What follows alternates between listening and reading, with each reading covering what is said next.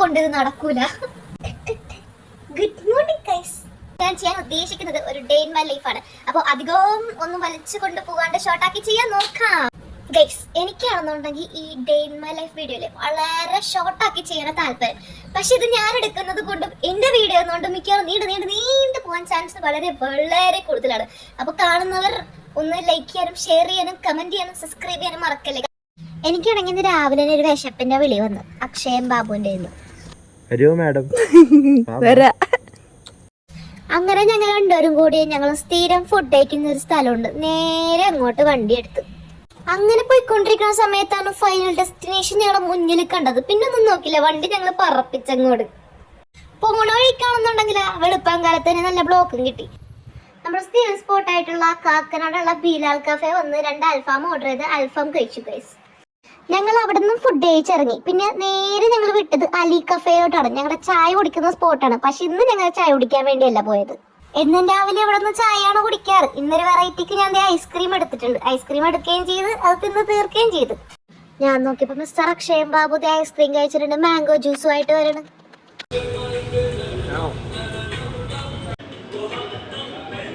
പുതിയത് എനിക്ക് മേടിച്ചിട്ടുണ്ട് കേട്ടോ. അങ്ങനെ അവന്റെ ഞാനും കുറച്ച് മാംഗോ ഷേക്ക് മേടിച്ചു കുടിച്ചു ഗൈസ്.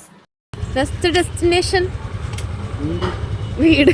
ശരി, പിന്നെന്താ, അവിടെ നിന്ന് നേരെ വീട്ടിലോട്ട് പോന്നു. എന്നെ വീട്ടിൽ ഡ്രോപ്പ് ചെയ്തിട്ട് അവൻ്റെ വീട്ടിലോട്ട് പോയി. ഞാൻ വീട്ടിൽ വന്ന് കയറിയപ്പോൾ എന്നെ വെൽക്കം ചെയ്യാൻ വേണ്ടി നമ്മുടെ പൊടിമോള് വീടിൻ്റെ മുന്നിൽ തന്നെ നിൽപ്പുണ്ടായിരുന്നു കേട്ടാ. വീട്ടിൽ വന്നതിന് ശേഷം ഞാനും ചെറിയൊരു ഉറക്കം പാസ്സാക്കി. പിന്നെ കണ്ണുറന്നപ്പോഴത്തേക്കും കാണാതെ നല്ലൊരു മഴയാണ്. എന്തുകൊണ്ട് നമ്മൾ ഗെറ്റ് റെഡി വിത്ത് മീ മാത്രം ഇല്ലാണ്ടാക്കണം? ഗെറ്റ് റെഡി വിത്ത് മീ അടുത്തുള്ളൊരു കടയിൽ പോകാനായിട്ട്. ഓക്കെ, ആദ്യം തന്നെ ഒരു ലിപ് ബാം അപ്ലൈ ചെയ്തു. അതിനുശേഷം ഒരു ലിപ്സ്റ്റിക് അടിച്ചു.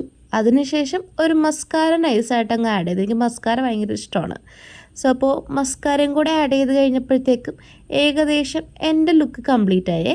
പിന്നെ എനിക്ക് വേറെ ടാസ്കും കൂടി കിട്ടി. വീട്ടിലുള്ള പൂച്ചയുടെ പാട്ടുപാടി ഉറക്കുക.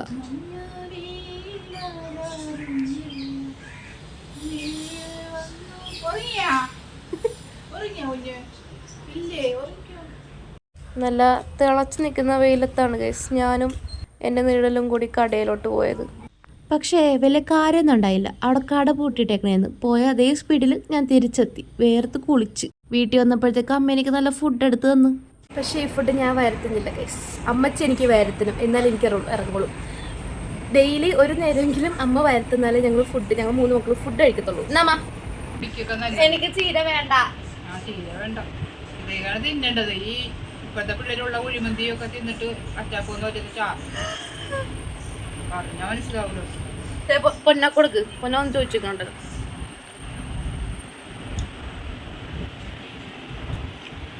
ഞാൻ ഫുഡ് കഴിച്ചത് ഏകദേശം ഒരു 3 മണിയൊക്കെ കഴിഞ്ഞപ്പോഴത്തേക്കായിരുന്നേ.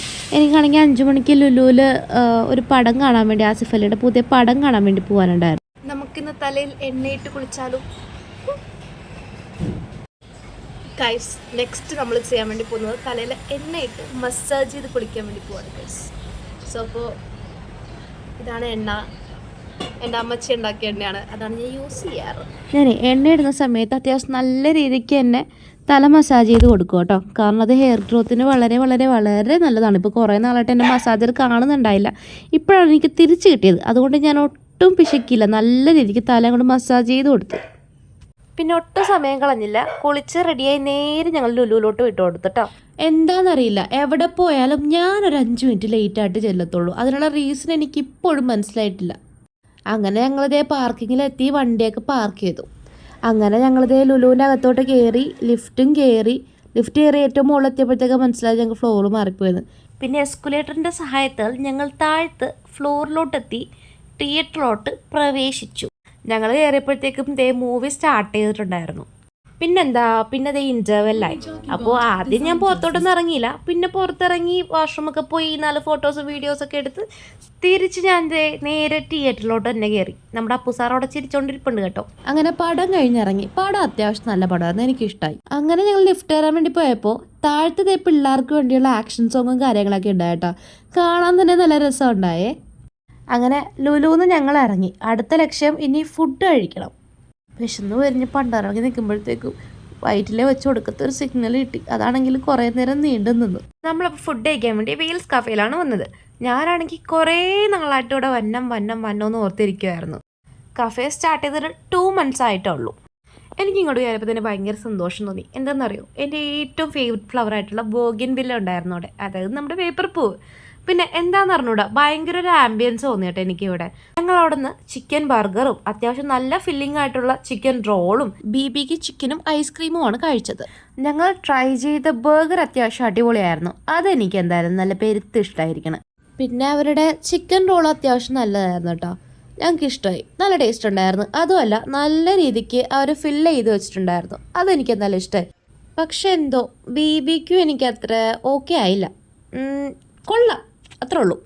കഫേന്ന് ഇറങ്ങി നേരെ വീട്ടിലെത്തി ഇനി ഒന്ന് ഫേസൊക്കെ വാഷ് ചെയ്തിട്ട് ഒന്ന് നല്ലോണം ഒന്ന് ഫ്രഷ് ആവണം. വീട്ടിൽ വന്നു, ഡ്രസ്സൊക്കെ ചേഞ്ച് ചെയ്ത് ഫ്രഷായി. അതൊക്കെ ഒരു അല്ല. സോ അപ്പോൾ എൻ്റെ ഡേ ഇൻ മൈ ലൈഫ് ഇത്രയൊക്കെ ഉള്ളൂ കേട്ടോ. അപ്പോൾ നെക്സ്റ്റ് വീഡിയോ ആയിട്ട് പിന്നെയും കാണാം.